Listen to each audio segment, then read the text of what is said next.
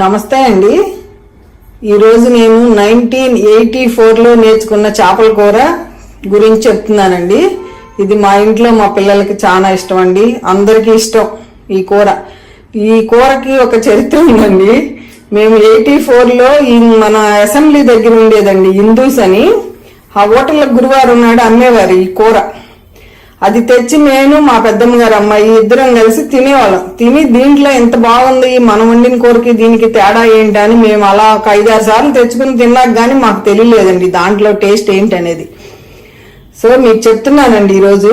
ఇంకొకళ్ళు తెల్ల గిన్నెలు వాడకూడదా అంటారండి. మన వెనకటి నుంచి తెల్ల గిన్నెలే వచ్చినాయి. మీ దగ్గర ఏదన్నా ఉంటే వాడండి. నా దగ్గర మట్టికి చేపల కూర చట్టి మట్టికి ఇలా పెద్దవి ఉంటాయండి రకరకాల వెరైటీస్ లో. ఇలా ఎందుకు అంటే లోతు తక్కువ, ఎందుకు అంటే మన ముక్క చితకదండి మనం ప్లేట్లో పెట్టేటప్పుడు. అందుకని నేను ఇలా వాడతానండి. చేపల కూరకు కావాల్సిన పదార్థాలు చెప్తున్నానండి. ఇది చేపలండి, బొచ్చులండి. 2 కిలోల 700 గ్రాములు ఉన్నాయి. ఆల్మోస్ట్ 2.5 కిలోలండి. వేరుశనగ నూనె తీసుకోండి. నాన్ వెజిటేరియన్ చేసే వాళ్ళకి మట్టుకి మనం చేపలు మాంసం వండేటప్పుడు మట్టుకి వేరుశనగ నూనె అయితేనే బాగుంటుంది. వేరుశనగ నూనె అండి. ఇది సముద్రపు ఉప్పు, అల్లం వెల్లుల్లిపాయి, గరం మసాలా అండి మన ఇంట్లో చేసుకుంది, పచ్చిమిర్చి, కొత్తిమీర అండి, లైట్ గా బెల్లం అండి, పసుపు అండి, కంపల్సరీ మెంతులండి, చింతపండు పేస్ట్ అండి, ఉల్లిపాయ, టమాటా నేను పేస్ట్ చేసుకున్నానండి. నేను మీడియం సైజు ఉల్లిపాయలు 6 తీసుకున్నానండి. టమాటాలు 4 తీసుకున్నానండి. చట్టి ఇదిగోండి ఇట్లా ఉంటాయి. నా దగ్గర చిన్న చట్లు ఉన్నాయి, కొంచెం పెద్దది ఇదండి. స్టవ్ వెలిగించుకుని వేరుశనగ నూనె అండి. చేపల కూరకి నాన్ వెజిటేరియన్ కొంచెం నూనె ఎక్కువ వేసుకోండి, నష్టమేమీ లేదు. కంపల్సరీ ఇంత పడుతుందండి. 3 కిలోలు దగ్గర ఉన్నాయి కాబట్టి. వేరుశనగ నూనె అండి. నూనె కాగినాక మెంతులు వేయాలి. మెంతులు ఎందుకంటే మంచి స్మెల్ వస్తుంది, భలే చేపల కూర బాగుంటుంది. ఏమండి వెజిటేరియన్స్ మట్టికి నన్ను మన్నించండి. ఈరోజు మెంతులండి. శ్రీమంత్ వచ్చాడు ఆంటీ స్పెషల్ ఏంటని అడిగారు కదండి. చేపల కూర స్పెషల్ అండి. నేను ఇక్కడ వండినప్పుడల్లా అమెరికాలో ఉన్న మా పెద్ద అబ్బాయికి కోడలికి వాళ్ళకి నోరు ఊరిపోతుంది అంటండి. ఈ రోజు చేపల కూర మీకు పెడతలేదు కానీ మీ అందరి కోసం, మా చిన్నబాబుతో పాటు. ఇదిగండి ఎక్కువ అండి. అల్లం వెల్లుల్లిపాయలు, గరం మసాలాలు ఎక్కువ వేయమాకండి, మరీ అంత టేస్ట్ ఉండదు. ఇదిగండి మెంతులు చిట్టుపట్ట అంటే మనకి దాంట్లో నుంచి మనకి కాలినప్పుడు మనకి మంచి వాసన ఫ్లేవర్ వస్తుంది. ఇదిగండి అంతే, అంత సింపుల్ చేసేయాలండి. ఇంకోటండి వేడి మీద మట్టికి వేయమాకండి. ఇది చేతి మీద పడుతుందండి. మీకు చేతి మీద చూపిస్తుందని చెప్తున్నానండి. ఫస్ట్ టైం చేస్తారు కొంతమంది చిన్నపిల్లలు. ఇదిగోండి అంటే ఇట్లా వేసేసి మనం తిప్పుకోవాలి. చేపల కూర చట్టి మట్టికి ఇట్లాంటి ఇంత లోతు తక్కువ ఉన్నది కొనుక్కోండి. నాకు తెలిసి మన అమ్మమ్మలందరూ అల్యూమినియంలో వాడారండి, వాళ్ళకి ఏమీ అవ్వలేదు. ఇప్పుడు కొత్తగా చెప్తున్నారు కానీ ఇనపాటిల్లో ఏంటంటే పులిపేస్తే ఏమవుతుందంటే మనకి ఆ పక్కలంటంతా వస్తుంది. అందుకని నేను చేపల కూర, పులుసుల కూరలు ఇనప మూకుల్లో వాడినాం.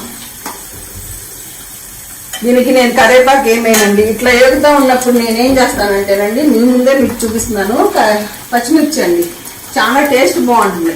పచ్చిమిర్చి ఏం చేయాలంటేనండి ఇంతేనండి, ఇట్లా ఘాట్లు పెట్టుకోవాలి. సింపుల్ అండి. కత్తిరి పుచ్చుకోండి, ఇట్లా కట్ చేయండి. పచ్చిమిర్చి చాలా టేస్ట్ బాగుంటుంది చేపల కూరకి. మాది ఇది కూర ఏంటంటే అమ్మమ్మలు ఉల్లిపాయ కోసి, వెనక మా అమ్మమ్మ ఏం చేసేవారంటే ఉల్లిపాయ కోసి చింతపండు పులుసు పిండేవారు. మా అమ్మమ్మకు చేపల కూర కూడా చాలా బాగుంటుంది. అది నేను చూపిస్తాను. ఇది మాకు నచ్చిందండి ఈ చేపల కూర. అప్పుడు మేము తినంగా మాకు తెలిసింది దీంట్లో ఇంత టేస్ట్ ఉంది ఏంటంటే టమాటా ముక్క తగిలిందండి మాకు, చిన్న ముక్క. ఇక అప్పటి నుంచి ఇక నేను ఐడియాతో ప్రయోగాలు చేసి నాకు చేపల కూర సక్సెస్ అయిపోయానండి. ఇదిలో ఇంత ఏగుతుంది. ఏగినాక పెట్టేసుకుంటామండి. ఇప్పుడు హాఫ్ కుక్ అయిపోతుందండి. ఇది చూడండి, చూడండి పొగట్లా మనకి నూనె పైకి వస్తూ ఉంటుంది, మనకి ఏగుతుందని. అప్పుడు ఏం చేయాలంటేనండి అల్లం వెల్లుల్లిపాయ వేసేయాలండి. అల్లం వెల్లుల్లిపాయ అండి అంతే వేస్తే ఏమవుతుందంటే ఆ రెండు కలిపి ఏగుతూ ఉంటాయండి. రెండు కలిపి ఏగుతూ ఉంటాయి. నేనేమి ఇంకా ఉప్పు కానీ ఏమి వేయ, అడుగు అంటుకోకుండా చూడండి.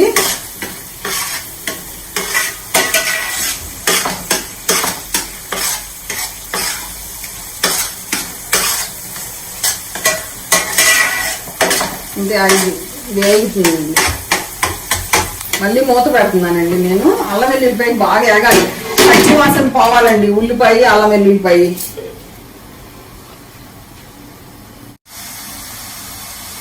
ఇప్పుడు అల్లం వెల్లుల్లిపాయ ఏగిపోతుందండి, చూపిస్తున్నాను.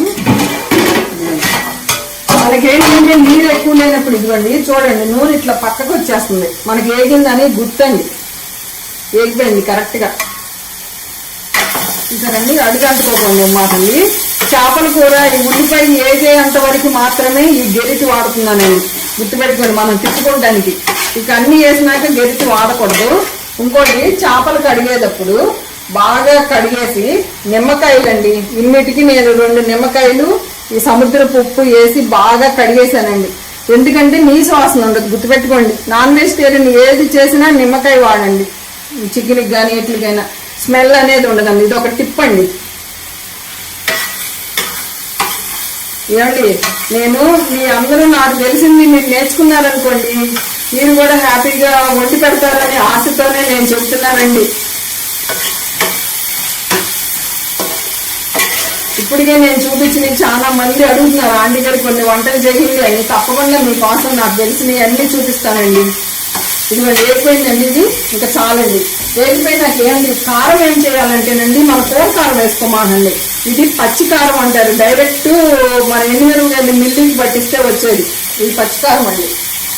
ఇదిగోండి ఇప్పుడు ఫస్ట్ వేస్తున్నానండి, ఫస్ట్ వేసేసాను. ఇదిగోండి కల్లుప్పు, సముద్రపు ఉప్పు అండి.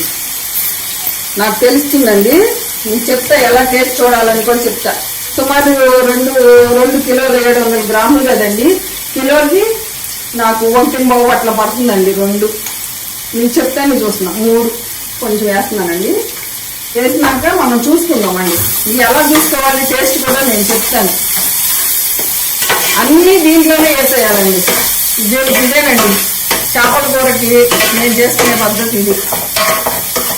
ఇదిగోండి ఇది అయిపోయిందండి. నేను కొత్తిమీర కూడా ఇప్పుడే వేసేస్తున్నానండి. నాకు కొత్తిమీర లాస్ట్లో ఇష్టం ఉండదు, నాకు ఇట్లా ఇష్టం. ఈలో ఉప్పు అంతా కడిగిపోతుంది. ఇదిగోండి కొత్తిమీర నేను ఇట్లా కడిగేసేసి, ఎక్కువ వేయొద్దండి కొత్తిమీర కూడా, అన్ని తక్కువ వేయండి అంతే. ఇది అయిపోతుందండి. చూడండి వేగుతుంటే మనకి నూనె పక్కకు వస్తుంది, అంతేనండి. ఇది నీరంతా ఎగిపోయి మనకి ఇట్లా నూనె. ఇది అయిపోయిందండి. ఉప్పు వేసాను, కారం వేసాను, పసుపు వేసాను. ఇదిగోండి ధనియాల పొడి. ఇది ఏంటంటే మన ఇంట్లో చేసుకుందండి. ధనియాలు, జీలకర్ర, లవంగాలు, యాలక, దాల్చిన చెక్క అండి నేను వేసింది, అంతేనండి. సింపుల్. ఇదిగోండి కచ్చా బిచ్చా కొట్టుకోండి, అంతేనండి. ఎక్కువ కొట్టకూడదు, కొంచెం లైట్ గా వేయించుకుంటామేనండి. మీకు తెలుసు కదండి, మీరు గరం మసాలా ఎలా చేసుకుంటారో అలానే చూడండి. ఇదిగోండి ఇక మనకి చింతపండు పులుసు పిండేటప్పుడు మనకి ఇట్లా అడుగుతుందండి. అప్పుడు ఏం చేయాలి అంటేనండి, ఇది అయిపోయిందండి. ఇప్పుడు అసలైంది ఇదండి. చింతపండు వీటన్నిటికీ ఎంత పడుతుంది అంటే ఆంటీ గారు అంటే సుమారు 2 బత్తాకాయ సైజులండి. ఇంతంతే 2 ఉండలు వేసానండి నేను. నాకు తెలుస్తుంది, చూపిస్తాను మీకు ఎట్లా అనేది. ఫస్ట్ చేప ముక్కలు వేయకూడదండి. చేప ముక్కలు వేస్తే ఏమవుతుందండి, చితికిపోతుందండి. ఇట్లా వేసామనుకోండి చేప ముక్కలు చితకదు. పులుసు మరిగినప్పుడు మాత్రమే వేసుకోవాలి. నేను ఫస్ట్ పిండి వేసుకుని పక్కన పెట్టుకున్నానండి. చిక్కగా తీసుకోండి. తీసుకున్నాక ఇదిగోండి ఇట్లా తిప్పండి. తిప్పి ఏం చేయాలంటేనండి మనకి మరగాలండి. ఒక్కసారి పొంగు వస్తుందా, మరుగుతూ అంటే ఉడుకుతూ. ఎప్పుడు చిక్కగా చేసుకోండి అంటే ఇట్లా ఉడుకుతా ఉంది. ఇంకొంచెం పడుతుందండి. ఎందుకంటే ఇంకొంచెం పలసం చేయాలి. నేను పోస్తున్నాను నీళ్ళు. అది చింతపండు మనం లాస్ట్లో పిండేసిన నీళ్ళండి. ఇక్కడ తిప్పాలి.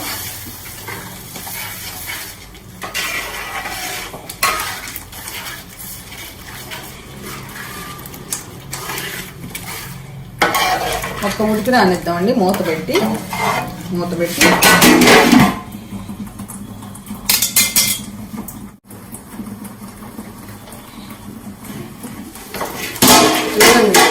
చూడండి నూనె పైకి వచ్చేస్తుంది చూసారండి.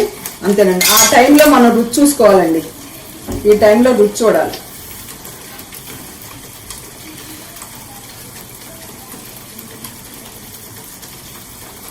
కొంచెం ఉప్పు పడుతుందండి. ఇదిగోండి ఇంకా అన్నీ వేసేస్తున్నా. ఇదిగోండి బెల్లం ఇంతేనండి, ఎక్కువ అక్కర్లా. టేస్ట్ అండి, చాలా టేస్ట్ వస్తుంది. ఇంకా అయిపోయిందండి. సిమ్లో పెట్టండి. ఇదిగోండి ఇట్లా ఉడుకున్నప్పుడు ఏం చేయాలి, ఇట్లా వేసేయాలండి.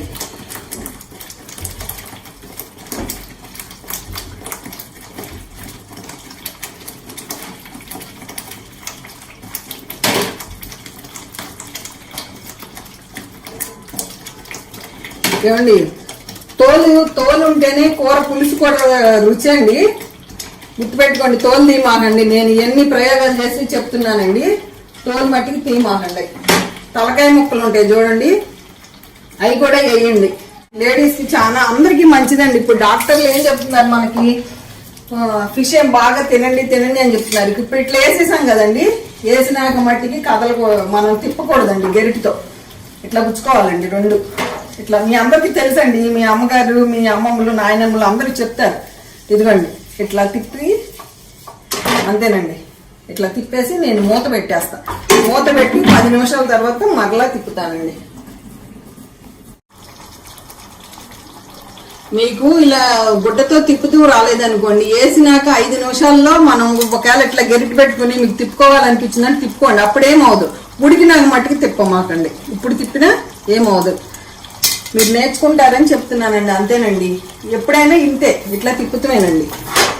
ఇట్లా మీడియంలో పెట్టుకోండి. సిమ్లో పెట్టుకుంటే ముక్కకి బాగా పులుసు వెళ్తుందండి. కొంచెం చింతపండు ఎక్కువ పిండుకుంటేనే చేపల కూర రుచి అండి. ఎప్పుడైనా చేపల కూర ఏం చెప్తారంటే మన పెద్దవాళ్ళు, ఈ రోజు మార్నింగ్ వండామనుకోండి సాయంత్రానికి బాగుంటుంది, పులుసు బాగా ముక్కకి పట్టి అంటారు. సిమ్లో ఉడికితే మంచిగా ఉంటుంది మధ్యాహ్నం తిన్నా కూడా. కానీ రాత్రికి ఇంకా బాగుంటుందండి. ఇదిగోండి మూత తీస్తున్నా. చూడండి అట్లా ఉడుకుతున్నప్పుడు నూనె మనకు పక్కకు వచ్చేస్తుందండి. ఇంతేనండి. ఇట్లా తిప్పుతా ఉండండి అప్పుడప్పుడు.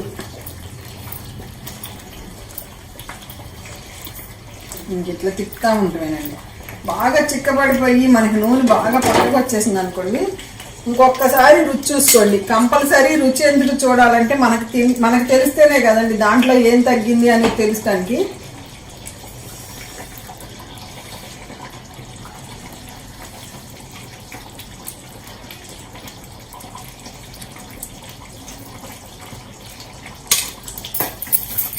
ఇంకా ఉప్పు పడుతుందండి.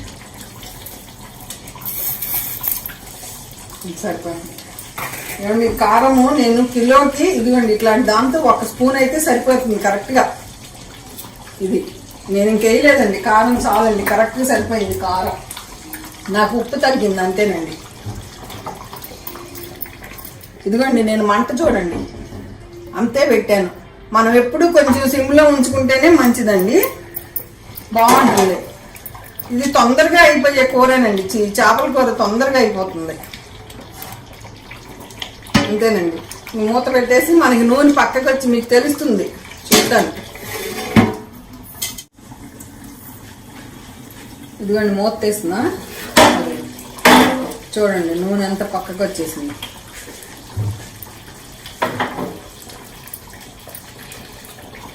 ఇట్లా తిప్పాలండి అప్పుడప్పుడు.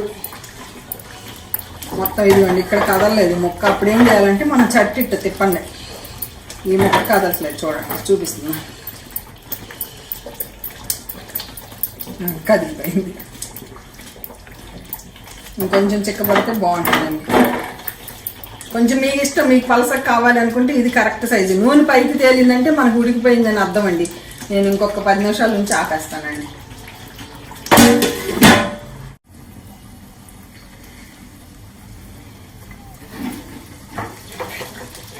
ఇదిగోండి అయిపోయింది. చూసారండి, నూనె అంతా తేలిపోయింది. ఇంతేనండి, చాలా ఈజీగా మీరు కూడా చేపల కూరను వండుకొని నాకు ఎలా ఉందో కామెంట్ రూపంలో రాయండి. ఓకే అండి, ఉంటానండి. బై అండి.